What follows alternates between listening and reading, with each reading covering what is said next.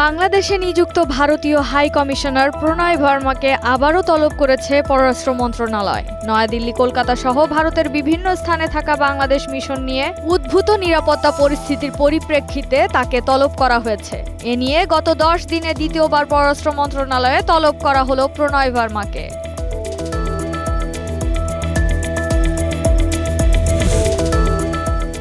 আইনের শাসন নিশ্চিত হলে সুষ্ঠু নির্বাচন সম্ভব বলে জানিয়েছেন প্রধান নির্বাচন কমিশনার এএমএম নাসির উদ্দিন। বলেন, ইসি নির্বাচন ব্যবস্থাকে ধ্বংস করেছে, এই অপবাদ ঘোচাতে চাই। নির্বাচনে মাঠ প্রশাসনের কর্মকর্তাদের সাহসী পদক্ষেপ নেওয়ার আহ্বান জানান সিইসি।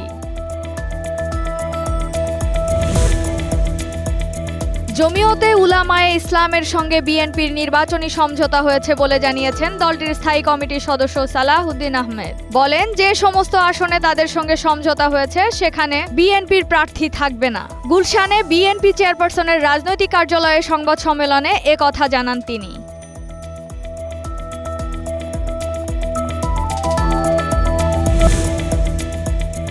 ঘন কুয়াশা আর হিমশীতল বাতাসে গত 5 দিন ধরে উত্তরের জেলা কুড়িগ্রামে জনজীবন স্থবির হয়ে পড়েছে। সকাল 6টায় জেলায় সর্বনিম্ন তাপমাত্রা রেকর্ড 12 ডিগ্রি সেলসিয়াস। ঘন কুয়াশার কারণে সড়কে যানবাহনগুলো হেডলাইট জ্বালিয়ে চলাচল করছে।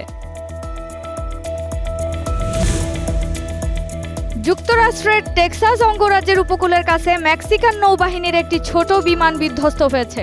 এ ঘটনায় অন্তত 5 জন নিহত হয়েছেন বলে জানিয়েছে মেক্সিকোর নৌবাহিনী।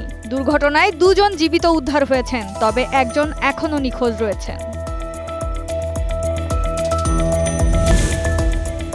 যোগ করা সময়ে মোহাম্মদ সালাহর গোলে জিম্বাবুয়েকে হারিয়ে আফ্রিকান নেশনস কাপে শুভ সূচনা করল মিশর।